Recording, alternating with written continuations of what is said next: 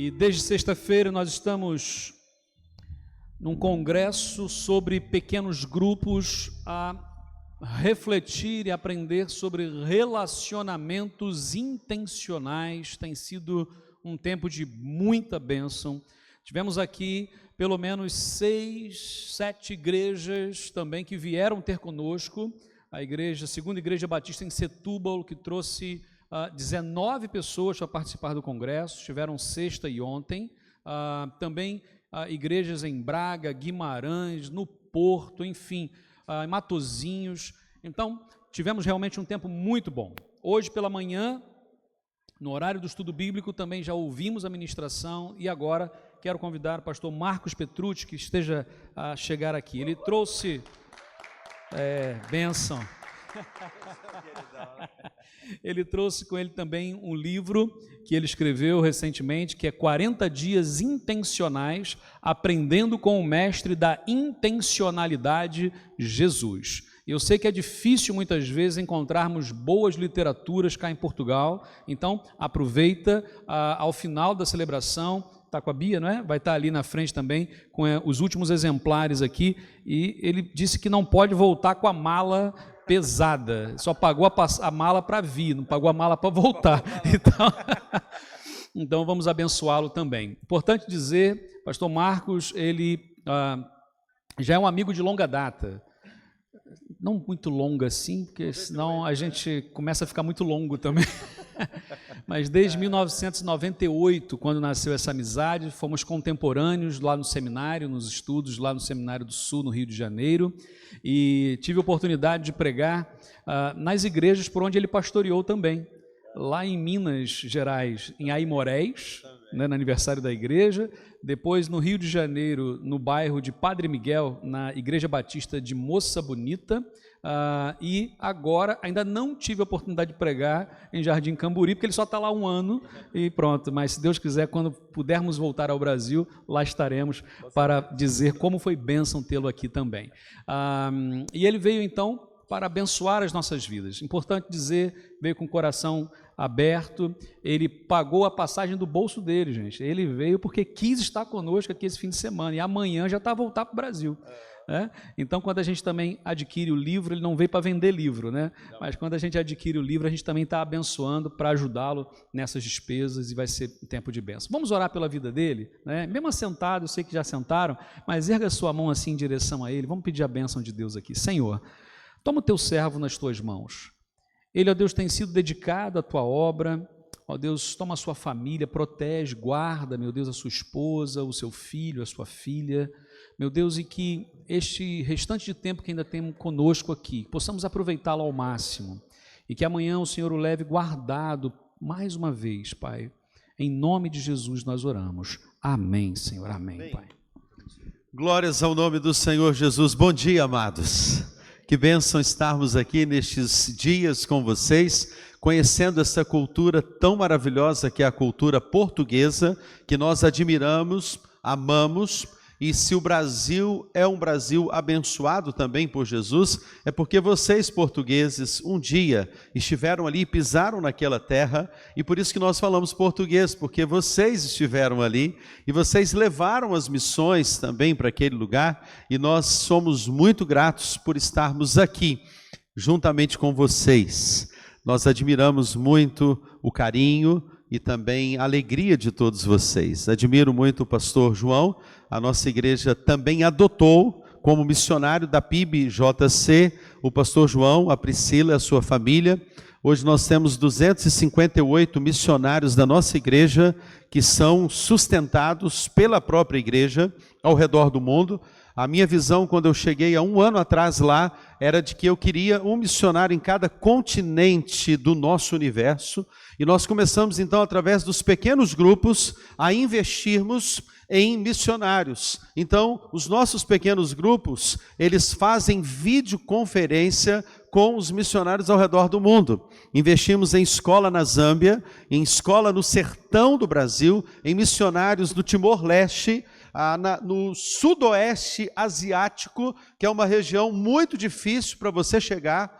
Então, nós temos missionários nossos que estão entrando nas universidades para que cheguem lá e o evangelho então seja pregado. Eu sou muito feliz de estar aqui e tenho certeza que há um propósito muito específico do Senhor em nos trazer aqui para que um avivamento do Senhor aconteça na sua vida.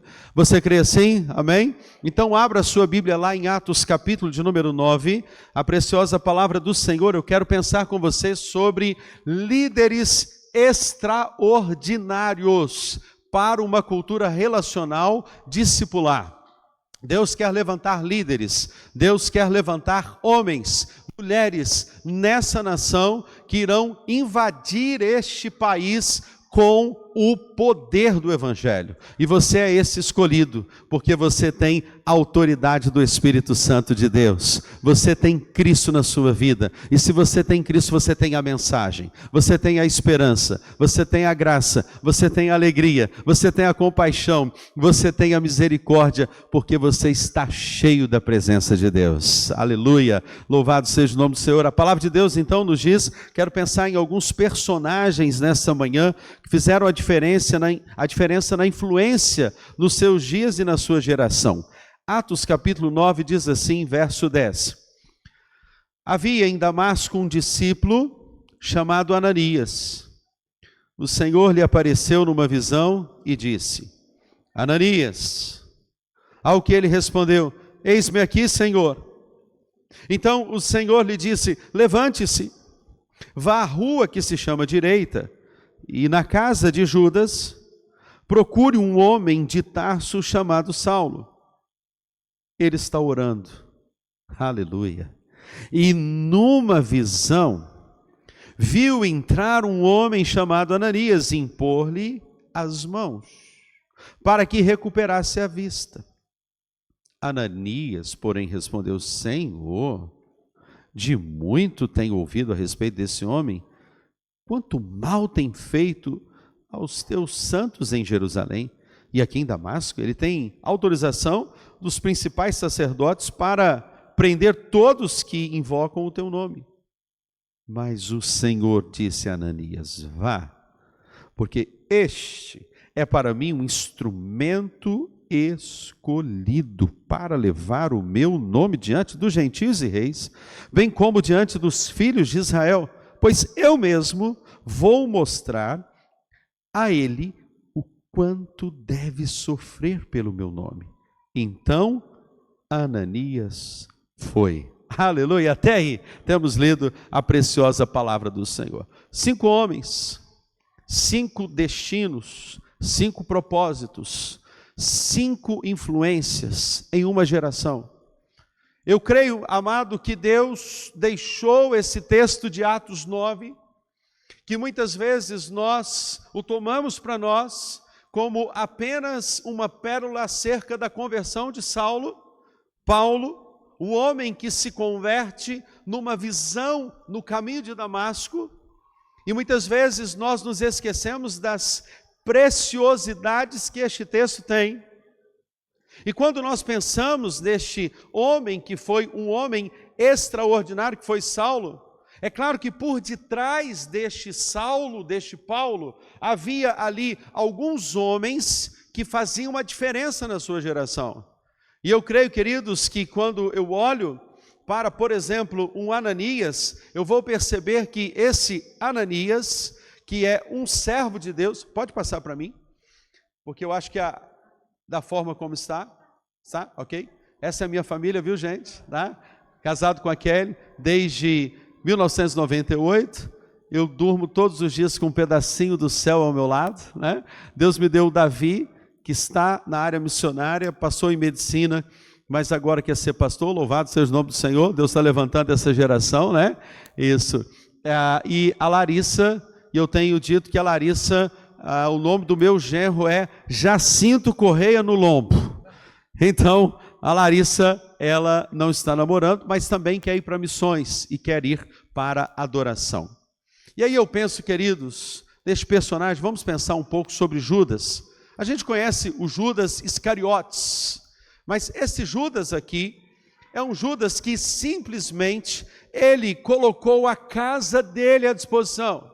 Eu quero pensar nesse primeiro princípio, que hospitalidade e a capacidade de romper com paradigmas estruturais. Por quê? Porque a Bíblia diz, a única coisa que o texto nos diz, é que Ananias deveria levantar-se. Isso significa uma ação, um posicionamento, isso significa uma atitude, isso significa um movimento, isso significa que uma pessoa que quer fazer discípulos para Jesus precisa se levantar. É ação, é oração, é multiplicação. A ação está implícita na vida daquele que quer fazer a diferença na sua geração. Por isso, esse homem, ele se levanta, e aí o texto diz que ele vai à casa de Judas. E Judas é aquele que recebe quem? Saulo. No Brasil seria você receber o pior bandido, o pior matador, o pior assassino do Brasil. Vamos dizer que seria Fernandinho Beiramar. Fernandinho Beiramar está agora entrando na sua casa, e ele se converte, e agora você recebe de Deus uma missão para acolher na sua casa alguém que é um bandido. Quando nós pensamos em um pecador que está perdido, queridos, nós estamos pensando literalmente em alguém que poderia ir para o inferno, poderia morrer sem Jesus, mas você o acolhe, e você então começa a discipular aquela vida, você começa a derramar de si, é a palavra pregada, é a palavra ensinada, é a palavra anunciada, é você que é a voz de Deus para aquela pessoa que precisa de Jesus, e Judas entendeu isso. A sala de Judas foi a plataforma para o ensino. A casa de Judas foi o lugar onde a palavra foi pregada. Então, meu amigo, se você pensa assim, que as coisas que Deus te deu, o carro que Deus te deu, a sala que Deus te deu, ela é só sua, você está no lugar errado, você não deveria estar na igreja. Porque a igreja é um lugar de hospitalidade, é um lugar de serviço. É muito interessante que na ceia, quando Jesus, em João 13, ele está ali, está tudo armado, tudo planejado pelo mestre da intencionalidade, que é o próprio Jesus, ele está ali, e ele combina uma coisa: olha, aqui não vai ter escravo, porque nesse lugar aqui dessa casa, o escravo sou eu. Os discípulos tomam banho, vão para a ceia, e quando estão ali reunidos, a Bíblia diz em João 13 que, estando Jesus com os seus discípulos, amou-os até o fim. Mesmo sabendo que Judas estaria ali, iria traí-lo, Pedro estaria ali, iria negá-lo. A Bíblia diz, queridos, que então Jesus pega uma bacia, pega uma toalha, os pés dos discípulos estão sujos, porque na cultura judaica, uma pessoa quando entrava em uma casa, o escravo já estava com a bacia para lavar. Só que diferentemente, naquele dia, o escravo era o próprio Jesus. E ele está ali, agora, com uma bacia, uma toalha, cingindo com uma bacia, ali agora, e com uma toalha cingindo e colocando uma bacia.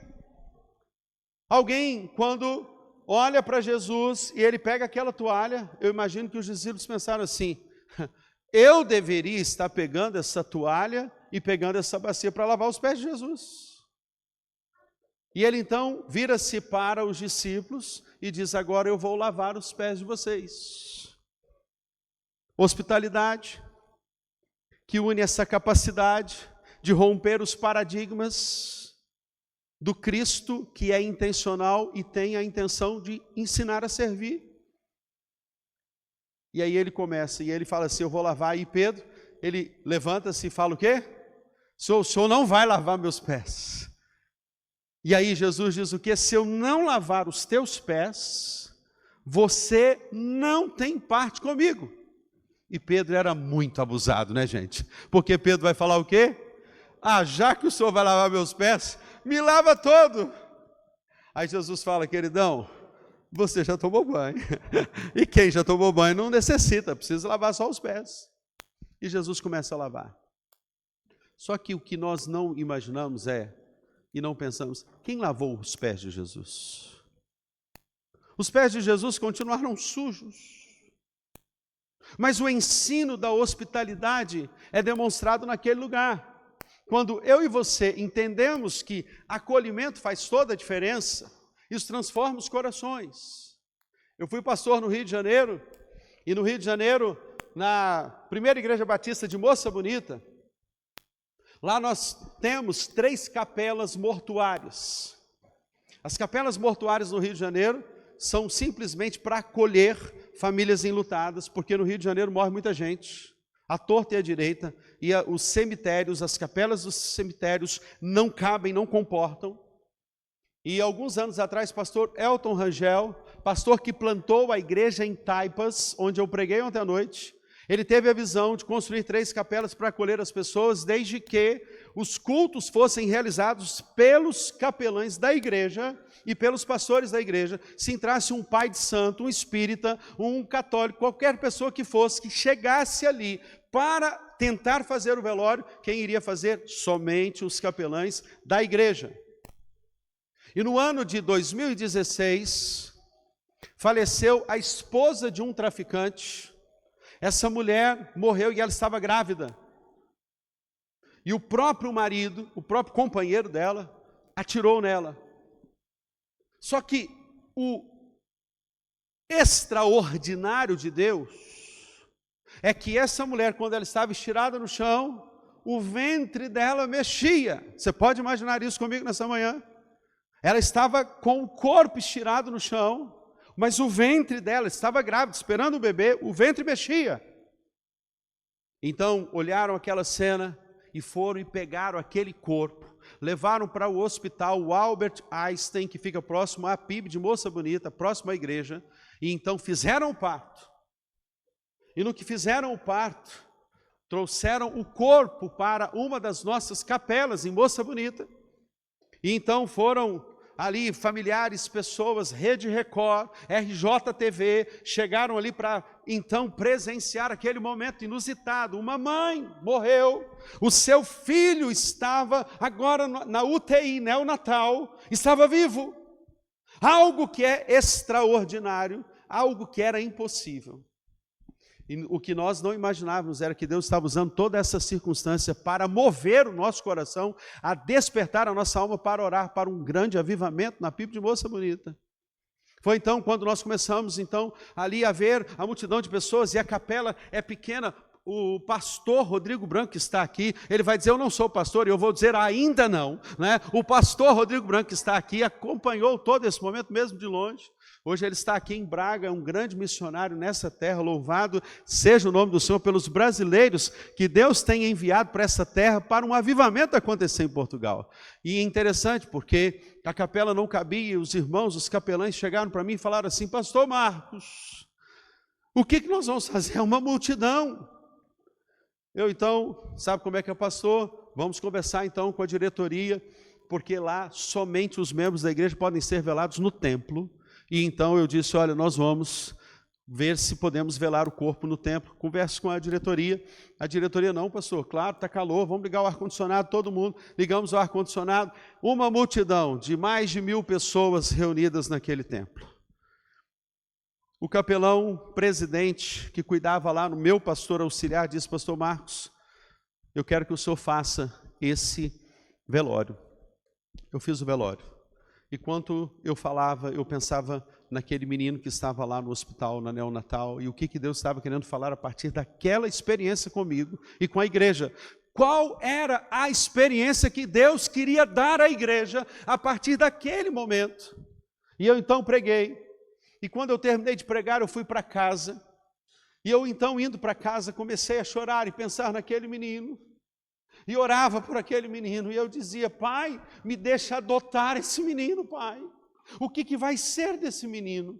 Pai, o que nós podemos fazer por esse menino? Eu fui para casa e eu te digo: quem disse que eu consegui dormir naquela noite? Eu não consegui dormir. Eu fiquei uma noite inteira em claro, intercedendo por aquele menino. E disse: pai, a nossa igreja pode fazer alguma coisa por aquele menino, pai.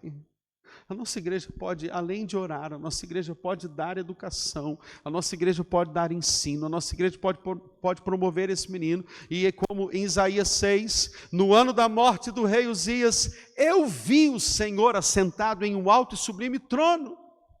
E naquela noite, de fato, eu tive uma visão extraordinária. Nós vamos acolher essa família. Havia um diácono que morava na Vila Vintém, de onde a família pertencia. Eu disse, eu quero visitar essa família, vamos lá comigo. E para entrar na Vila Vintém é o seguinte, você tem que ter um passaporte. Primeiro um passaporte para o céu, louvado seja o nome do Senhor Jesus, porque lá é a R15 na mão, você não está acostumado com isso, você mora na Europa, louvado seja o nome do Senhor, mas quem vai ao Brasil é do Brasil e conhece a realidade, né? Nós que conhecemos a realidade sabemos. E quando a gente chega lá, a gente já entra com a Bíblia, e o pessoal chama assim, o Bíblia chegou, né? Imagine você com a palavra chegando e tal, é o seu passaporte, é a Bíblia, né? É o seu distintivo que te defende, né? Das balas perdidas da vida. E aí nós chegamos lá, quando eu cheguei, fui visitar a avó, quando eu olhei para o lado, todas as tias do menino, traficantes, as tias do menino, as mulheres, as meninas, traficantes. E eu falei, gente, esse terreno que nós estamos chegando aqui é um terreno pesado demais, é um terreno desafiador demais, mas nós podemos fazer algo por esse menino. Foi então quando eu disse, olha, a partir de agora esse menino, nós vamos cuidar. Fomos para casa e Deus me disse, leve essa igreja a orar 30 dias, sem parar. 30 dias a igreja vai orar por esse menino, num relógio de oração, dia e noite. E os pequenos grupos começaram a orar, a igreja começou a orar, havia uma sala de oração dedicada somente para a oração pelo menino, e nós começamos a orar. A igreja orou. Ele lá na neonatal tinha uma enfermeira que trabalhava lá dentro e disse, olha, eu vou manter o senhor informado das notícias acerca desse menino. E durante 30 dias ela me manteve informado. Só que no 30º dia, você crê no poder da oração? No 30º dia, esse menino saiu da UTI e foi para a enfermaria, para um quarto especial, para que continuasse o cuidado. E eu pude ir lá visitar. E quando ele saiu de lá, o primeiro lugar que esse menino saiu foi a avó levando nos braços e levando a PIB de moça bonita. Esse menino cresceu. Essa é uma foto já dele grandinho, no período da pandemia, inclusive, e ele cresceu, e para a honra e glória do nome do Senhor Jesus, esse menino foi acolhido, foi cuidado, está recebendo educação, e ele pode dizer agora que ele é um homem de Deus, porque Deus um dia transformou a sua vida. Talvez você diga assim, pai, eu preciso de um avivamento, e talvez Deus vai te dar uma experiência trágica. Deus vai te dar uma experiência cruel, difícil. Sabe por quê, meu irmão? Porque para Deus mudar esse coração frio, para Deus tirar a frieza que está no seu coração, somente algo inusitado. Nós não gostamos de orar, nós não somos inclinados a orar, nós não queremos orar, o nosso corpo não quer orar, nós não queremos ter relacionamento com Deus. Mas quando nós entendemos que Deus quer nos usar nessa geração, Deus vai nos dar uma experiência para ativar a nossa mente, ativar o nosso desejo de buscar a presença de Deus. Creia nesta manhã que Deus está chamando você para quebrar alguns paradigmas, para romper algumas pontes, alguns muros, para que você seja usado nessa geração como boca de Deus. Em segundo lugar, aí eu quero só demonstrar para você que através do Abraão, um projeto foi montado na igreja, chamado Projeto Foco, para acolher crianças, tudo por causa do Abraão. Uma criança foi um instrumento de avivamento em uma igreja. Através dele nasceu o Projeto Foco, que é um pré-vestibular para ajudar os meninos a se desenvolverem e irem para as universidades, porque eles não tinham acesso. E é interessante que as pessoas da Vila Aliança, da Vila Vintém, agora começaram a se converter no nosso Projeto Foco, porque a igreja não é só cuidar da alma. É como dizia John Stott, é o evangelho todo para o homem todo. E através desse braço extensor da ação social, famílias começaram a ser curadas, famílias começaram a ser restauradas, crianças começaram a ter acesso à escola, porque não tinham, na realidade do Rio de Janeiro, é bem diferente da Europa, é outro contexto, e nós começamos a investir, e então começamos a criar ali um chamado mercado solidário, onde as pessoas agora que não tinham dignidade, iam para aquele mercado, faziam o cadastro, só que elas só poderiam receber uma cesta básica. Aqui também vocês conhecem como cesta básica, né? Cabaz. Só poderiam receber uma cesta básica se pertencessem ao programa de desenvolvimento humano que a igreja criou. E como era esse programa? Ao invés das pessoas saírem com uma bolsa de alimentos com arroz, farinha, feijão, ali, as coisas, elas poderiam ter um carrinho que levasse essas pessoas a terem o quê? Dignidade. Então elas poderiam escolher, com 80 pontos, o arroz, o feijão, como você tem a dignidade de escolher no mercado que você vai e escolher aquilo que você tem. Agora nós restauramos a dignidade dessas pessoas. Irmãos, centenas e milhares de pessoas começaram a se converter. Por quê? Quando nós entendemos que a nossa casa, a nossa igreja, a nossa família cristã é uma ponte que liga Jesus a essas pessoas, os seus corações serão transformados. Essa é a quadra da igreja, onde as pessoas recebem agora o alimento, recebem a instrução e participam de um curso de finanças, um curso de costura, um curso para fazer bolos. E pensa comigo, talvez aqui não tenha muito próximo essa realidade de prostitutas nas ruas, mas lá nós temos a prostituição nas ruas, próximo inclusive à igreja. As prostitutas começaram a fazer parte do programa de desenvolvimento humano. Elas foram para a cozinha da igreja, e as mulheres que sabem fazer bolo, quem aqui sabe fazer um bom bolo mesclado, chocolate com o bolo branco, o bolo de coco, levanta a sua mão, levanta a sua mão, levanta a sua mão, isso. Você pode fazer parte de um programa de desenvolvimento da Igreja Batista local e ensinar mulheres a fazerem bolo. Louvado seja o nome do Senhor. Você, pela intencionalidade, você pode chamar as amigas e dizer assim: menina, miga. A gente nem chama de amiga, chama de miga, né? Já até abrevia. Miga, eu aprendi a fazer um bolo, que é o melhor bolo de Portugal. Declare essa autoridade sobre a sua vida, minha irmã. Eu sei fazer o melhor bolo de Portugal. Né? Eu sei fazer o melhor bacalhau de Portugal, né? Eu sei fazer a melhor comida. Fala uma comida boa, você que entende muito de culinária, Silas, você que é um homem muito especialista na culinária, fala comigo, olha aí, sofra as dores de parto até que Cristo seja gerado em vós, Fala de uma boa comida de Portugal. Bacalhau à Brás, é isso? É bom?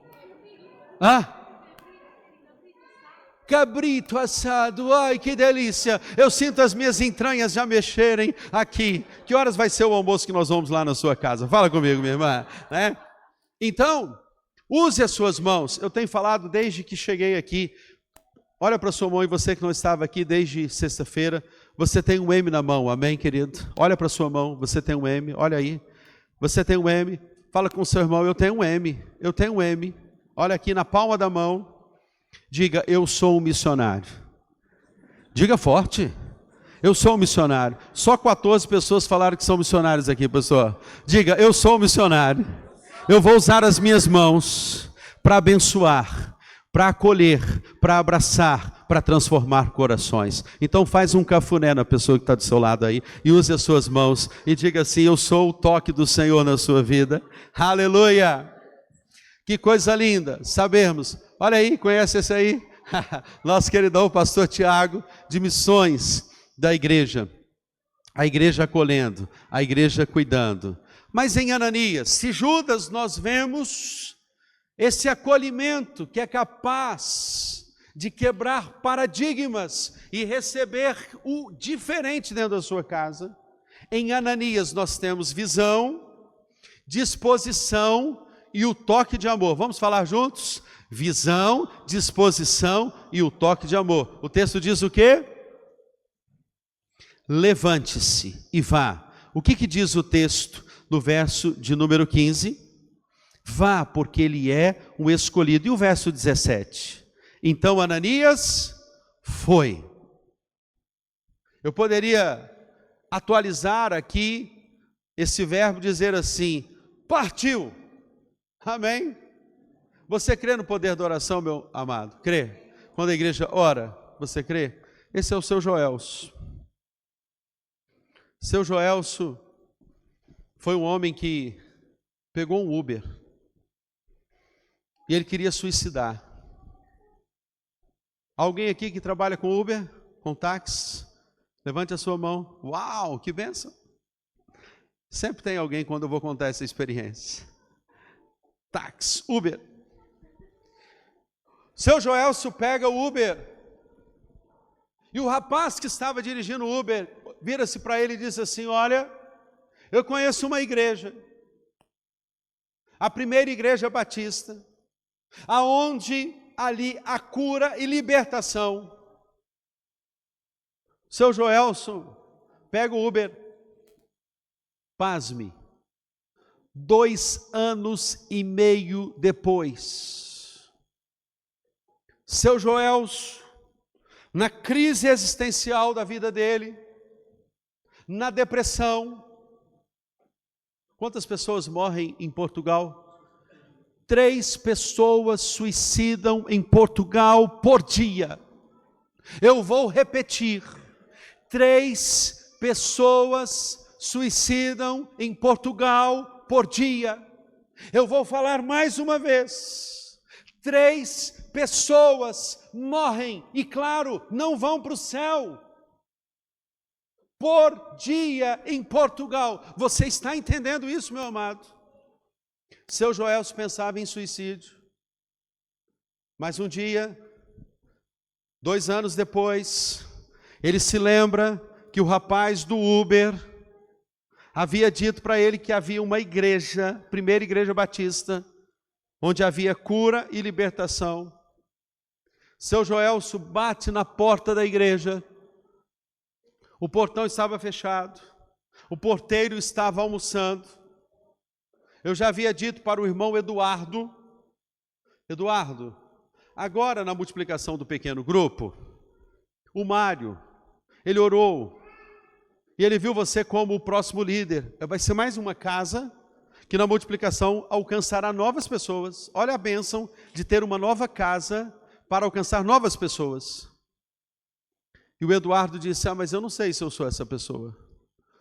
E eu disse, Eduardo, o Mário falou para mim, o seu líder, que você já deu todas as evidências que é o excelente líder. Ora. Diga comigo, orar. Raro ao contrário. Orar ao contrário é raro. Olha, a palavra orar é raro. Raro, porque orar de trás para frente é raro. E eu disse, você vai fazer uma coisa rara. Você vai orar. Porque tem poucas pessoas que oram. E o Eduardo foi para casa e começou a orar. E nesse dia que o seu Joelso bateu no portão, não tinha ninguém. É como chegar aqui e a igreja é fechada. Quem passa na rua? O Eduardo. O Eduardo passando.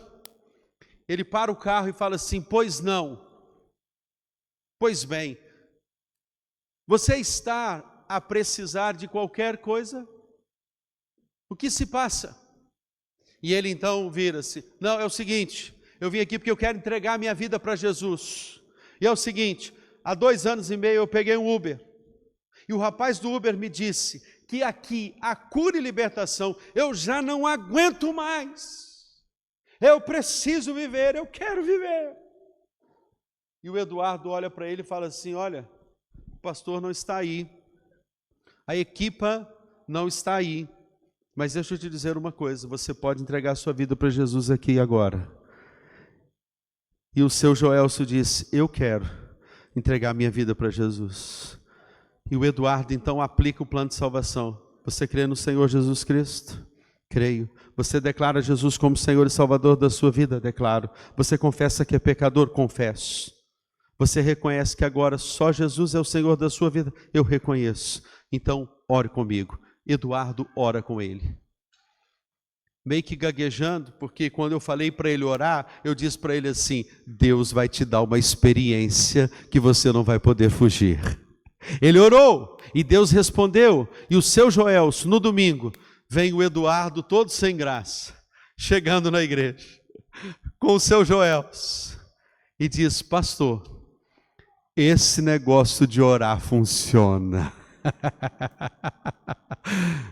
2 anos e meio, uma pessoa na morte existencial, mas quando alguém decide ser um Ananias, quando alguém decide ser para este outro, alguém que tem a visão, Ananias tem a visão, Ananias tem a disposição, levante-se, vá, a Bíblia diz, e ele foi. Ele se torna o toque do amor de Deus. Pega na mão da pessoa que está do seu lado aí agora e diga assim: eu quero ser o toque do amor de Deus para a sua vida. Eu quero ser o toque do amor de Deus. Eu sou o toque do amor de Deus.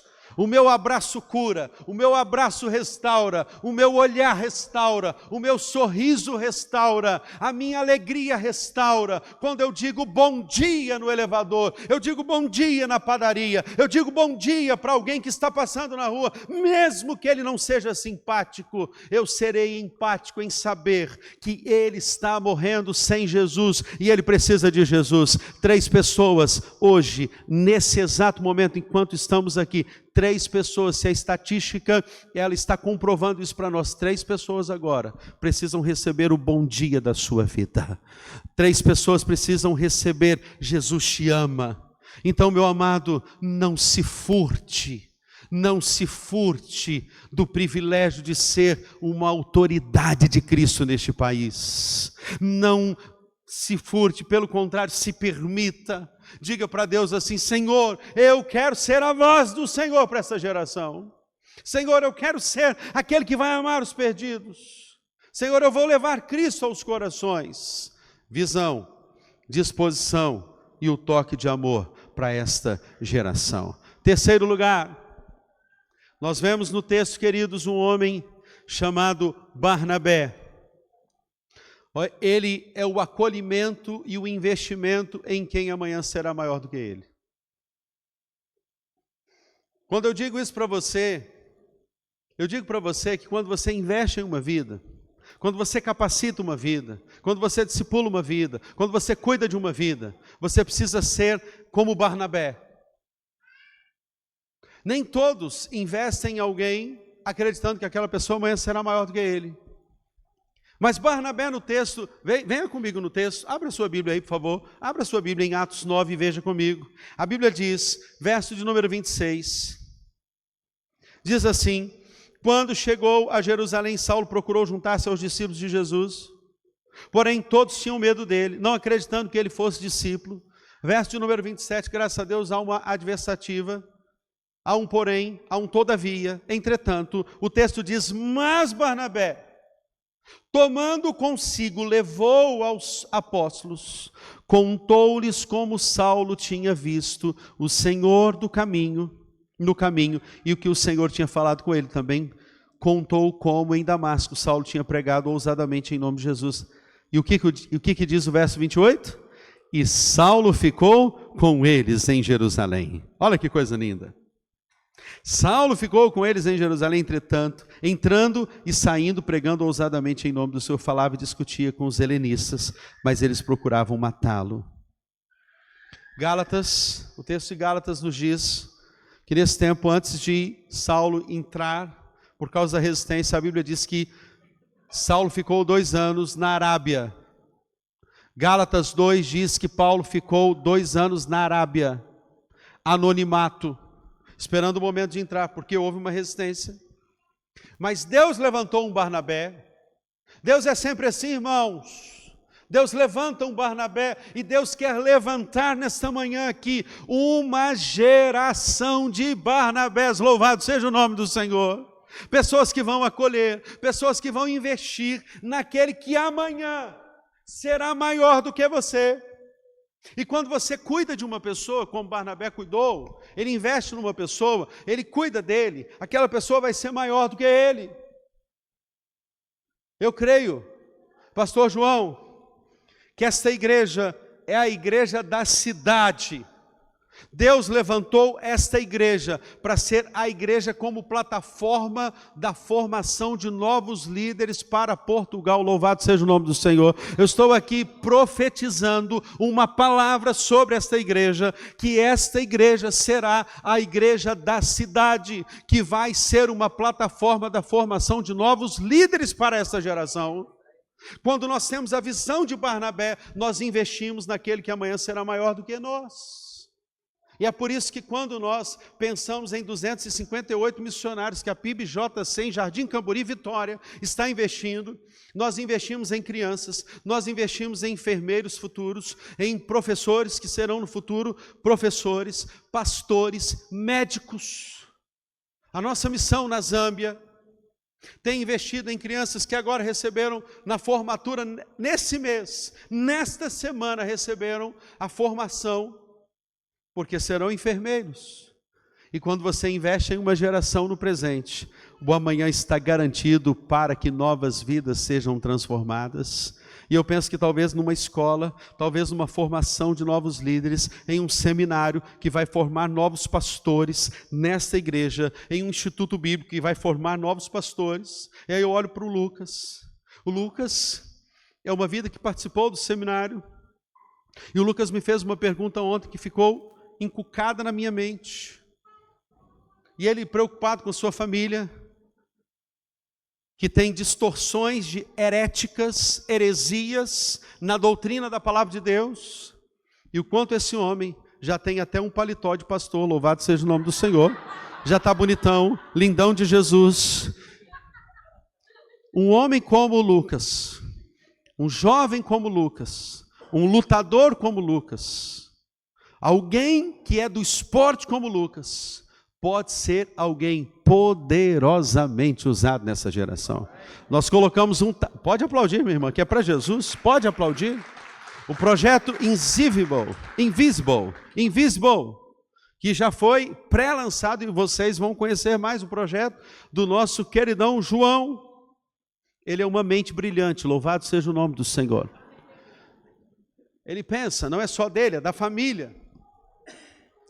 Uma plataforma de Barnabés que Deus está levantando. Eu gosto de contar essa história, porque um dia estava sentado com o meu pequeno grupo, e nós éramos apenas 3. Diga comigo, o menos é mais. O menos é mais. Pequenos grupos que têm 10, 15, 20 pessoas, não tem o potencial que um Pedro, um Tiago e um João têm o poder de alcançar. Eu disse para o Leandro assim, Leandro, você vai orar por seu alvo de oração. Ele orou pelo Maicon. E você crê no poder da oração? O Maicon, no outro dia, brigou com a esposa, diga, glória a Deus. Quando você ora, o problema vem. O Maicon brigou com a esposa. E naquele dia que ele brigou com a esposa, quem que ele procurou? O Leandro, que havia orado por ele. Ele diz, rapaz, o meu casamento está acabando, a minha família está em pedaços, nós estamos sendo destruídos, não há comunicação, não tem jeito, meu casamento vai acabar. Me ajuda, meu amigo. E o Leandro falou assim, ontem eu estava reunido numa mesa com o meu pastor, o pastor Marcos, e mais alguns irmãos, e você sabia que ontem à noite nós oramos por você? E o Maicon começa a chorar e fala assim, como que pode alguém que nem me conhece começar a orar por mim? Sabe por quê? Quando você ora, a sua oração atravessa o Oceano Atlântico. Quando você ora no seu quarto secreto, o teu Pai que te vê em secreto te recompensará. E a oração de um justo pode muito em seus efeitos. E Leandro orou, e no outro dia o Maicon brigou, e ele procurou o Leandro, e o Leandro disse assim, eu posso te ajudar porque eu tenho Jesus. Eu tenho a mensagem da esperança. E eles foram fazer uma pedalada. Alguém gosta de pedalar aqui? Gosta de esporte? Gosta de correr? Gosta de correr? Quem gosta de correr? Ah, Lucas, você se não correr, né? Um esportista. Quem aqui gosta de correr, de fazer caminhada? Levanta a sua mão. Quando você orar aqui agora por seu RI, amanhã vai ter um problema com ele, mas você será a esperança de Cristo para esse coração. E foi isso que aconteceu com o Leandro. O Leandro foi e começou a pedalar. E sabe o que aconteceu como resultado? Olha aqui essa cena. Nós fomos para a casa do Leandro. O pequeno grupo começou a crescer. O Maicon foi alcançado, a Alessandra, a esposa dele, foi alcançada. A esposa do Leandro já era uma discípula do Senhor, se uniu a nós. Ganhamos o Holmes, ganhamos a esposa, ganhamos o filho. Eu ganhei um filho na fé chamado Marcelo, aqui do meu lado.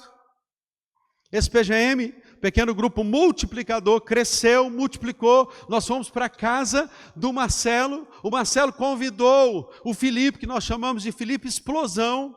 O Felipe Explosão sabe fazer vários pratos, um masterchef, um corretor de imóveis, vende mansões. E esse homem estava ali, cada prato que ele falava, eu sei fazer um prato com damasco, um prato com nozes, eu sei fazer isso e aquilo. Quando ele terminava de falar, jeito carioca, ele falava assim: meu amigo, explosão. Aí a gente apelidou o Felipe de Explosão. Felipe Explosão. Eu sei que fizemos um churrasco intencional. Quem é bom no espeto aqui para fazer um churrasco? Quem é bom? Silas! Eu vou almoçar na casa do Silas hoje. Silas, eu quero um churrasco. Mal passado, o boi berrando e aquela carne, aquela gordurinha, 2 dedinhos tá bom de gordura, tá ótimo, né? O que os olhos não veem, o coração não sente. É só fechar os olhos. Fizemos um churrasco intencional, queridão. E a picanha para lá, a carne para cá e tal, pãozinho de alho, maionese, arroz, feijão tropeiro, que não pode faltar. O feijão tropeiro do mineiro não pode faltar no churrasco. Comemos.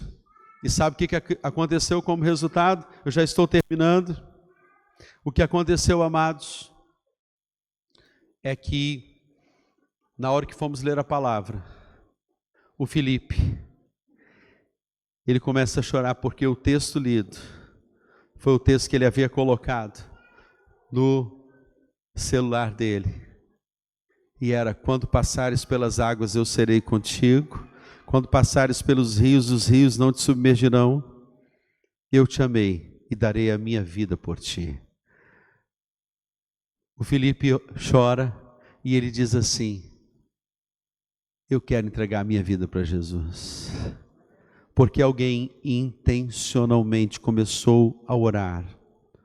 E o mover de Deus veio sobre aquela família. A família do Felipe foi restaurada. A casa dele foi restaurada. Você está vendo aquele rapaz lá de azul? Esse pequeno grupo funciona atrás de um bar. E a mãe do Marcelo é dona do bar. A mulher foi tão impactada pelo poder do Evangelho que sabe o que aconteceu? Toda pessoa que chegava no bar para encher a cara, tomar uma, ia lá para encher a cara, e o Cristiano de blusa azul lá atrás era um que chegava para encher a cara. A mãe do Marcelo, vendo o impacto do pequeno grupo, virou-se para o Cristiano e falou assim: Cristiano, você precisa de um pequeno grupo. E ela era dona do bar. A Cristiano começou a frequentar, o pequeno grupo está ao lado lá. A Cristiano começou a frequentar o grupo.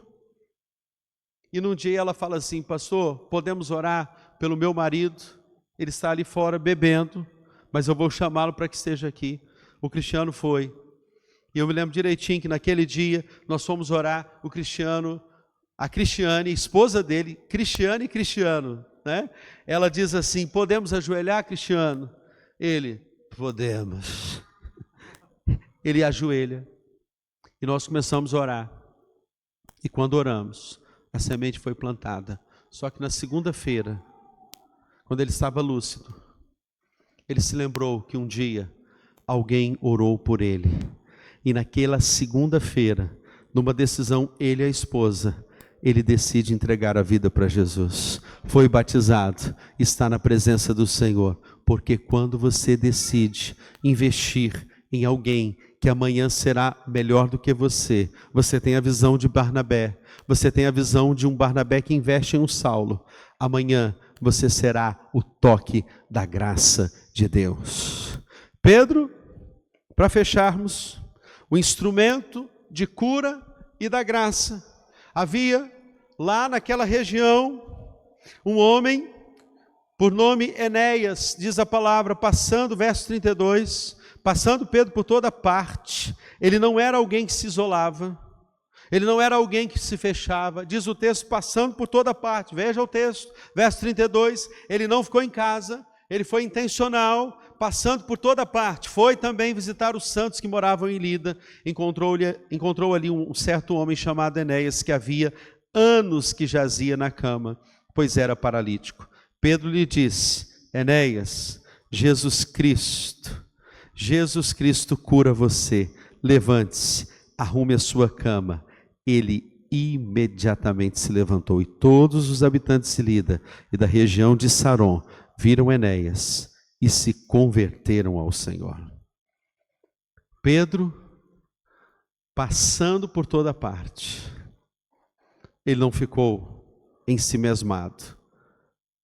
A egocentricidade do coração do homem não limitou o coração de Pedro, e ele foi o toque de cura. Essa mulher, chamada Ivani, foi um instrumento de despertamento para orarmos. Ela pegou o Covid, ficou mal na UTI. A igreja foi para a frente do hospital e começou a orar por ela. Alguns dias atrás eu volto no Rio de Janeiro para pregar lá. Lá estava Ivani. Sabe por quê? Depois de 62 dias da igreja orando, a igreja creu que através do poder da oração, essa mulher foi transformada e toda a sua família foi transformada pelo poder do Evangelho. Sabe por quê? Uma igreja decidiu orar. Diga comigo, a coisa principal é fazer da coisa principal a coisa principal. Vamos dizer juntos, a coisa principal é fazer da coisa principal a coisa principal. E tem 3 coisas que são principais para você fazer. Diga para mim: orar, a primeira. A segunda, orar. A terceira, orar. Fique de pé, nós vamos orar ao nosso Deus. Eu não sei, meu amado, o que precisa mudar na sua vida. Na verdade, querido, eu nem sei por que Deus insiste em amar tanto a uma pessoa como eu, e como você, como a mim e como você. Então feche os seus olhos, primeiro movimento nessa manhã, comece a orar e agradecer pelo amor de Deus na sua vida. E a minha oração nessa manhã é que o amor de Deus transborde a sua vida. O 5º homem que Deus fala neste texto é Saulo. E Deus diz: Ananias, vá à rua chamada direita, na casa de Judas, e você vai vê-lo orando, porque Saulo é de fato o exemplo de alguém que vai orar, clamar, buscar, interceder e tem intimidade com o Pai. É alguém que busca, é alguém que ora, é alguém que na presença do Senhor se coloca como instrumento valioso nas mãos do Senhor. Intimidade e legitimidade de uma vida transformada.